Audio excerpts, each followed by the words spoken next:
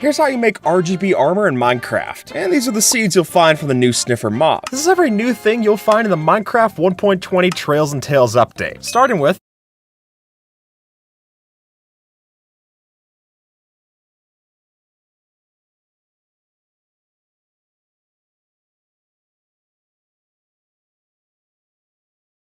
the camel. And with one of these, it's possible for two players to ride the camel at once, which does allow for some pretty cool things, like allowing your friend the ability to shoot off mobs in the distance while you steer the camel in the right direction. And on top of that, they're also the first mob that's able to walk over 1.5 tall blocks. So if you come across a fence, a wall, or anything like that, they're gonna be the first rideable mob that's able to do so. Well, they've also got a pretty crazy horizontal leap, so if your friend isn't able to keep the mobs away from you, that's always a backup. Minecraft piglins are now even more useful, since if you're able to get a charged creeper over into the nether dimension, then you could use it to kill one of the piglins and now get its head as an item drop. But how is that useful? Well, not only can you wear it, but you could also place it on top of a note block, and that'll actually have the note block play the mob sounds when you trigger it with redstone. And it's not the only mob head that can do this. In fact, all of the existing mob heads can do it here, which is gonna make creeper pranks a lot more realistic. So maybe it's a good idea to turn on your subtitles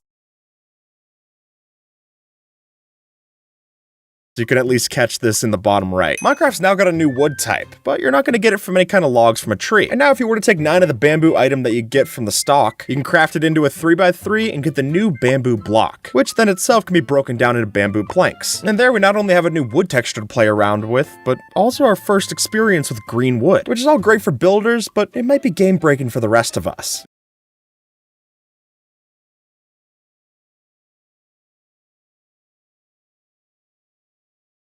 Can be broken down into bamboo planks. And there we not only have a new wood texture to play around with, but also our first experience with green wood, which is all great for builders, but it might be game breaking for the rest of us. Because as Purplers points out, bamboo farms are so much easier to set up than tree farms, since you don't need to personally place saplings, and you don't even need bone meal, it grows that fast. So while it's going to take some time to craft these into the blocks, this could quickly become a problem for the technical community. And with just this simple change, wood farms look pretty obsolete nowadays, so get used to seeing a lot of bamboo. This is a bookshelf, and this is a bookshelf without books, which I guess is just a shelf. But actually, this new block is called a chiseled bookshelf. And even though it looks the same as the regular bookshelf, there's one key difference, which is that by using this block, we now have a container that allows us to store our books, both written and enchanted. And what's probably my favorite part about this is that you can send different redstone signals depending on whether you place a book inside of the bookshelf or take one out. And yes, that means that we can make secret bookcase doors. And for me, that's worth the price of admission.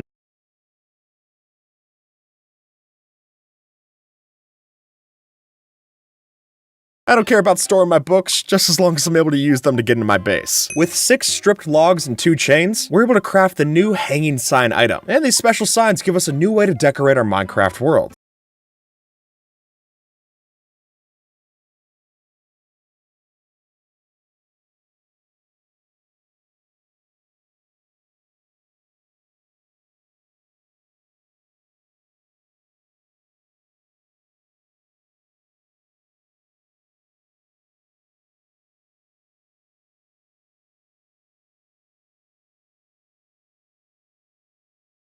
And even though we can't place these standing up straight like a regular sign, they do still have quite a bit of options, like the ability to hang them straight underneath a block, or hang them from a fence where they take on a V shape. And you can even attach it to the side of the block where they'll have a wooden beam built into the side, which gives some great ways to decorate the outside of your shop, but again, costing 6 logs and 2 chains is quite expensive, so unless you really know where to put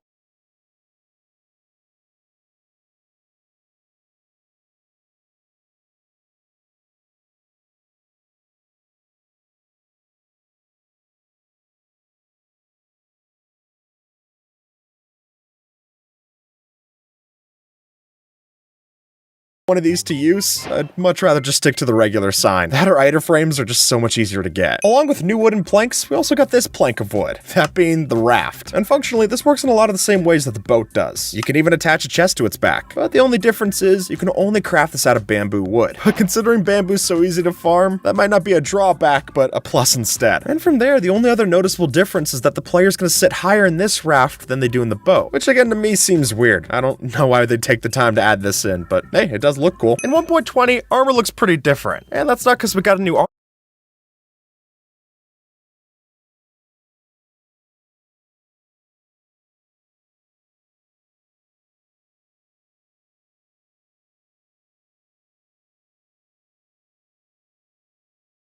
armor type, but rather new types of our armor. Since with the addition of armor trims, we now have 16 varieties that we can use to deck out our armor. You're just gonna have to work for it, because they can only be got from randomly generated loot within their respective structures. And while it's expensive enough to add these to your armor, costing 1 material for each trim that you want to add, they're even more expensive to get more of them, costing 7 diamonds per armor trim that you want to duplicate. So I'd recommend testing out which one you want to try in creative mode, because figuring it out in survival is just way too much opportunity cost. And with the help of command blocks, some clever players have found out how to turn these armor trims into full RGB armor. And now your player can match everything else in your house. But that's not the only thing that got more expensive in 1.20, since you'll also find it a lot tougher to get netherite stuff in this new update. And the reason for that is this new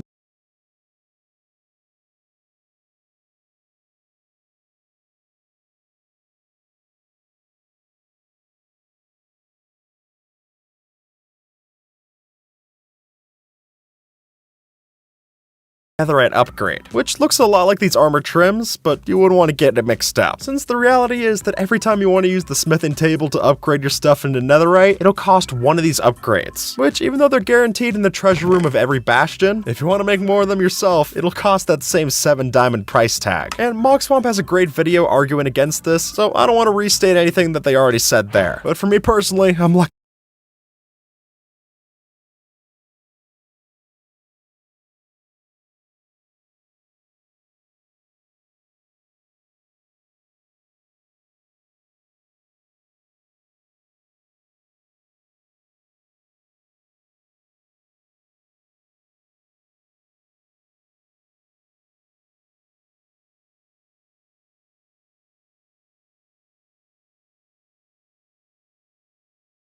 I already have netherite. This sounds like too much of a headache to get otherwise. But on the brighter side of this update, we now have the new cherry blossom biomes, which it's in all of the promotional material. Clearly, this is the thing to look forward to. Not only giving us a new wood type and all of its new variants, but also giving us petals and leaves that we can use to decorate. Plus, it's just really nice looking. Seems like a good place to set up shop. Skulk Sensor's got a big buff in 1.20, and so did Amethyst. Since now if we mix the two of them together like so, we can get ourselves a calibrated Skulk Sensor, which is a Skulk Sensor that'll only look for specific sound frequency, which for redstone geniuses opens up a ton of possibilities, like having a system that can only detect certain player sounds like this, and it could even check for things that are specific and small, like whether a player eats or drinks nearby, which on the bright side could be used to give them some more food, or for your more devilish players, could be used to kill them on a full stomach. At first glance, these slimes look normal, until they start jumping, since now you can actually add the jump boost effect to slimes. And yeah, I don't really think they're coming down at this point. One of the new structures that you're gonna have to look inside for the armor trims is inside one of these new archaeological dig sites. That's right, archaeology finally got added into Minecraft. It just took a few years. But hey, as archaeology proves, what's old is new again. And inside of these trail ruins, you not only find the kind of loot that you're expecting from different structures, but also these new blocks called suspicious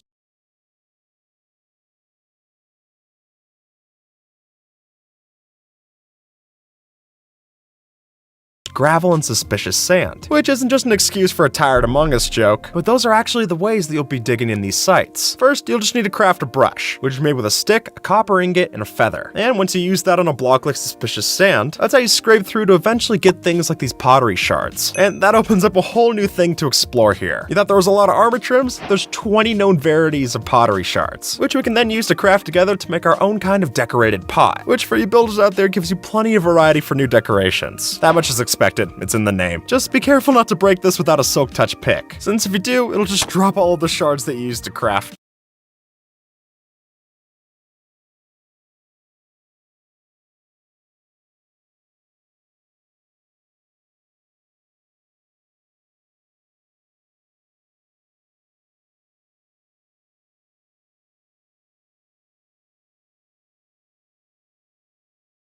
And while searching around the suspicious blocks you find in Trail's ruins, you now have a shot of finding the new music disc called Relics, which I'd play here, but it's copyrighted. And unfortunately, this update didn't add in a lawyer for me to argue that in court, so maybe 1.21. This here is the Sniffer, the mob that won the mob vote in 2022. And though this mob will be added in 1.20, you're not gonna find it just regularly spawning, but instead the way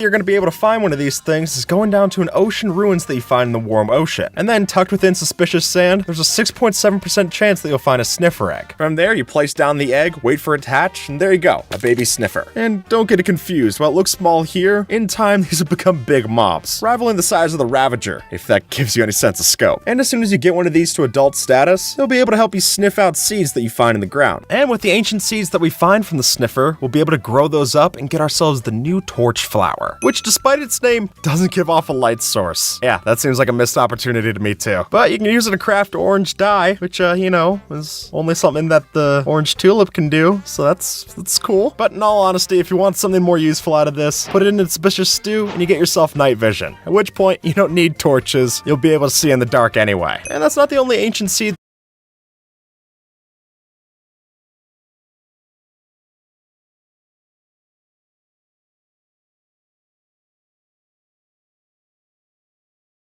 we're now able to get, since the sniffers also have a chance of giving us the pitcher pod, which again gives us a new kind of funky plant that we can use to decorate our builds, or craft into cyan dye, which considering this is the only plant that's able to do that at least feels a little bit more special than what the torch flower does. Sorry, I know I'm beating a dead camel there, we can move on. Not only can we ride camels in this new update, but now camels could ride us, and everything else. Yeah, I know it sounds wrong, I'll get to it in a minute, because with the new /ride command, we can have any mob placed on top of another, and the results quickly get out of hand. And if you thought spider jockeys were bad enough, then you haven't seen anything until you get to the likes of a warden jockey or a bee jockey. Really, there's so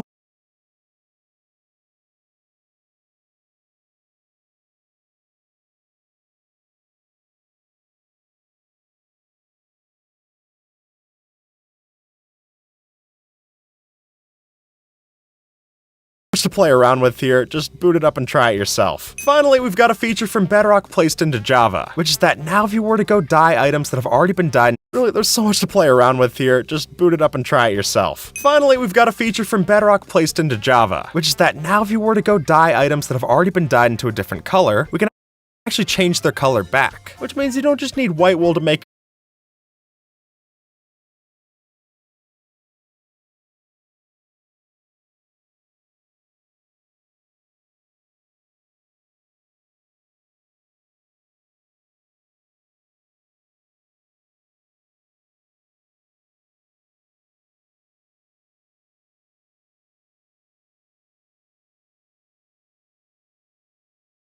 yourself blue wool. But if your wool was already dyed red, then you can actually change the color like so, which gives you a lot more freedom for how you craft these things. And I love this feature enough when it was put in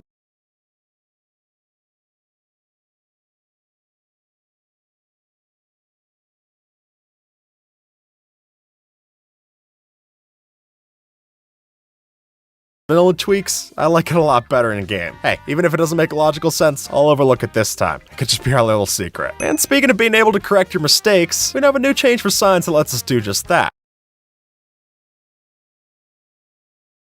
Since even after you've placed down a sign, you're able to right-click it to edit the sign text like this. And then if you want to stop any vandals from editing the sign text, just wax it down with honeycomb and they won't be able to do anything else to it. I mean, I guess they could break it, which somehow seems more disruptive, but they can't edit it, so there you go. Now when you beat the game and the credits start playing, you don't have to worry about missing anything, since not only are we able to speed up the credits scrolling down the screen, but we can also scroll back up to see if you miss anything. Though, speaking of someone who's